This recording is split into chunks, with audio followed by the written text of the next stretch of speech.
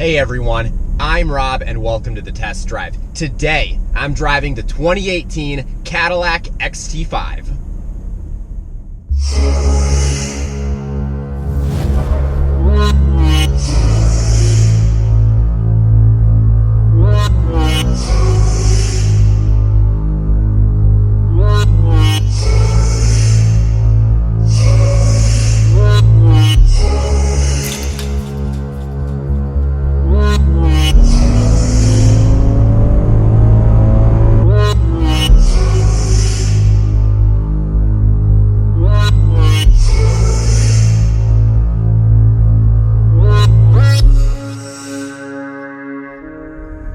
So the XT5 replaces the previous SRX, and it's actually the only SUV in Cadillac's lineup apart from the Escalade. It's the only luxury crossover in the brand. So today, I'm gonna tell you everything that you need to know about the 2018 XT5.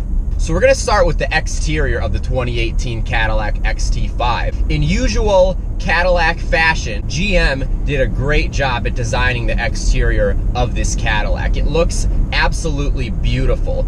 The front end is aggressive as usual. Cadillac does an amazing job at designing front ends. Every front end of every single Cadillac that I've seen in the latest generation is so aggressive, and this one is no exception. I love the look of the headlights and the daytime running lights. The rear also looks very good too. It looks more modern than the previous SRX did, and the side profile is very nice as well. Even though it is a crossover SUV and it's not necessarily built to be some aggressive, extremely performance-based vehicle, it really looks aggressive from the side as well. There are a couple different rim options depending on the trim level that you're in. The one that I'm driving has the 20-inch rims and they really look good. The SRX was not a bad looking vehicle. It was good. It looked like, you know, your traditional Cadillac, but this just went one step further and just was more modern, and I think that this will attract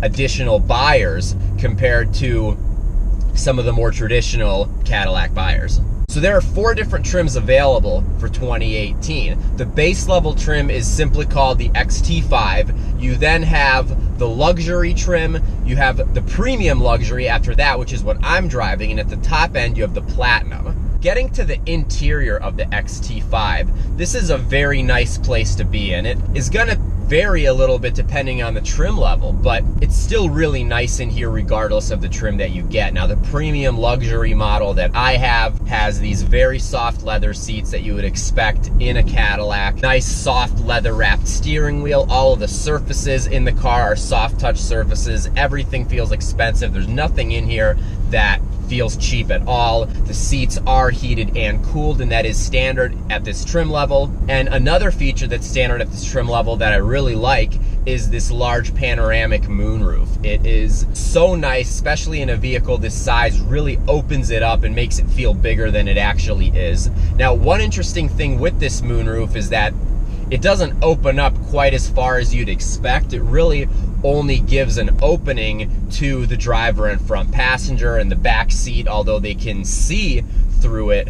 They're not necessarily included on the open air experience like the 2 people sitting up front are. I wish all of the XT5s came with a black headliner. They do not, but even the standard headliner in here is okay. You have some interesting different compartments in here as well. You have a little storage cubby underneath of the infotainment system. You also have a very large storage area at the floor level in between the driver and front passenger. And you know, you have a lot of areas like that throughout the car that just makes this XT5 even more practical. The XT5 also has a lot of room. The driver and front passenger have a really good amount of room, and the back seat also has a decent amount of room. I'm 6 feet tall and I had no problem sitting behind myself. And then the trunk also has a pretty good amount of room. So I really like the way that Cadillac laid out the space in here, because it really is very functional. And while this is not a very large vehicle, it is sized really well and it feels probably bigger than it is. Now, getting to the performance of the 2018 Cadillac XT5, there's only one engine option available, and that is a 3.6 liter V6 that is in a lot of GM vehicles. In this XT5, it puts out 310 horsepower and 271 pound-feet of torque. And those are some pretty good power numbers for a vehicle in this space. And I have to say, I like the fact that GM chose to go with that 3.6 liter V6 versus like a 2 liter turbocharged 4-cylinder, which is actually what the XT5 has in China. And I like that they chose to go the route of a naturally aspirated V6 instead. It sounds really good and it gives you a very linear power band. I mean, not that a turbocharged 4-cylinder would be a bad thing, but I don't know. For a Cadillac, I really like the way that they went in terms of the powertrain. You can choose between either front-wheel drive or all-wheel drive. The all-wheel drive system is still going to be front-wheel drive biased, but the all-wheel drive system is pretty good. I have it in the XT5 that I'm driving today, and in terms of taking off quickly, it really minimizes wheel spin because you do have the rear wheels engaged as well, although you will still sometimes get a little bit of front wheel spin. You might get a little bit of torque steer, but it's very minimal. I've actually driven an XT5 in the snow before, and the all-wheel drive system performed very well there too. You have 3 different driving modes available in the XT5. You have Tour, which is kind of your general everyday comfort driving mode. You then have all-wheel drive, which sounds kind of weird to be a driving mode. And then you have Sport, which is the most sporty, gives you the quickest throttle response, really just kind of makes the vehicle behave more aggressively. But what's interesting about Tour versus all-wheel drive is that when you have it in Tour, it actually functions like a front-wheel drive SUV. So in a sense, it could potentially get better fuel economy. I'm not so sure about that just because the all-wheel drive XT5 weighs more, and the fuel economy is pretty comparable between the front-wheel drive and all-wheel drive versions anyway. So I thought it was kind of interesting with Tour, kind of not really understanding exactly what the purpose of it is because it does not engage the rear wheels at all. I mean, if you put the pedal to the floor in Tour, you just get front wheel spin. The ride quality in this XT5 is also really good. It's such a soft, comfortable ride. I drove this on a very long trip, and I mean, it was so comfortable.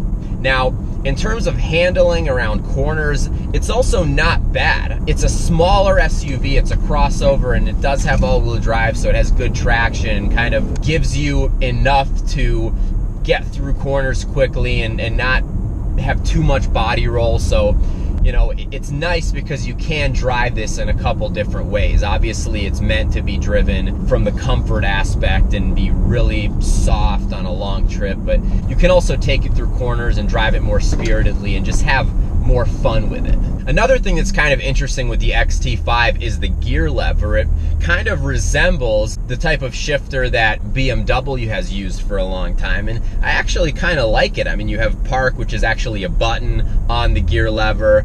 The only tricky thing maybe the first time you get into an XT5 is getting it into reverse, because you really almost have to like shove the gear lever up and over to get it to actually go into reverse. You know, you get something that's a little more interesting, a little more modern looking than just kind of a standard gear lever like what the XTS has, for example, that I recently drove. Now, while you would never know unless you felt behind the steering wheel, you actually have steering wheel mounted paddles. At the end of the day, this is not meant to be a performance vehicle, so it kind of preserves that luxury look because you can't see the paddles at all. However, the shifts are extremely slow, and that's something that you expect in a vehicle like this. You don't expect it to just have those lightning fast shifts. And you know, again, this is not a performance oriented vehicle. It's just a car that can perform if you want to have a little bit of fun with it and want to drive it more spiritedly.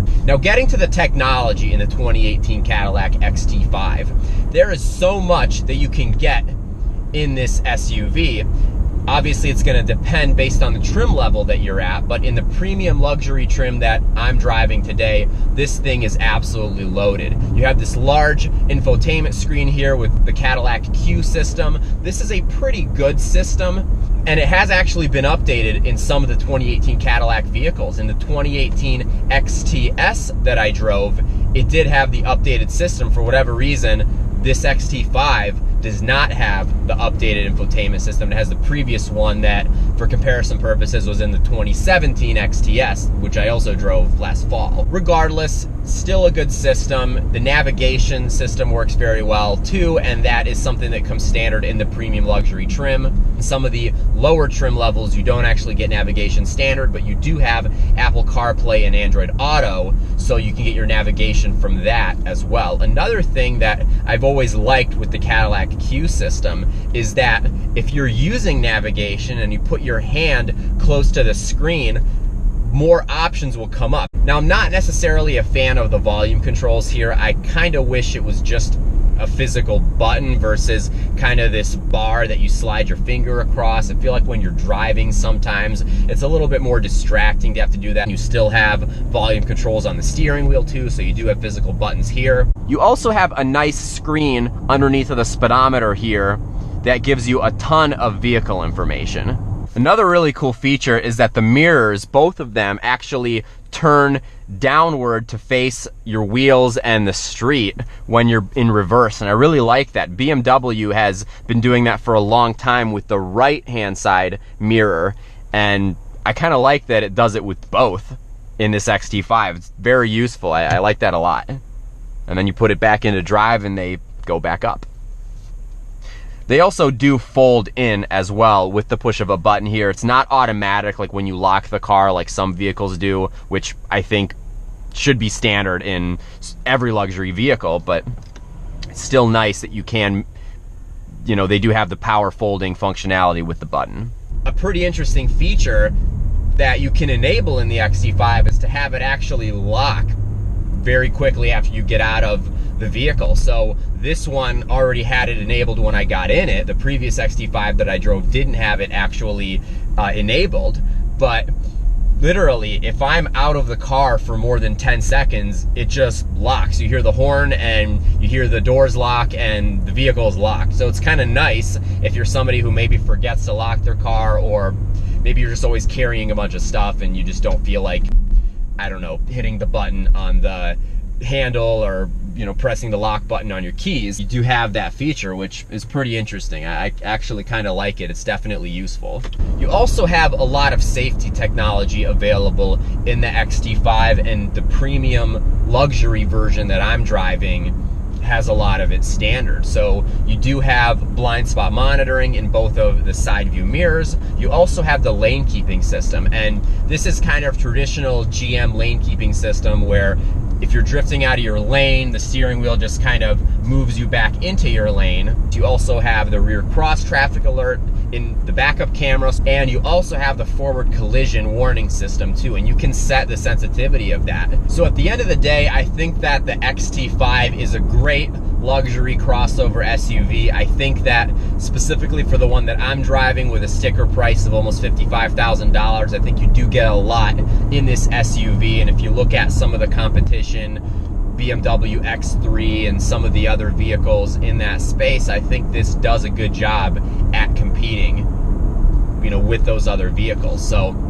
again, I really enjoyed driving this. I think it's a great small SUV, and I hope you enjoyed this review. So again, I'm Rob. This is a test drive. If you like this video, please give it a thumbs up. Please leave me a comment. Let me know what you think about the video and this SUV and what this competes against. And please consider subscribing to my channel if you'd like. It does help me make more videos. And we also have giveaways going on in the channel all the time, so it makes you eligible for those as well. So again, thanks for taking this test drive with me, and I'll talk to you soon.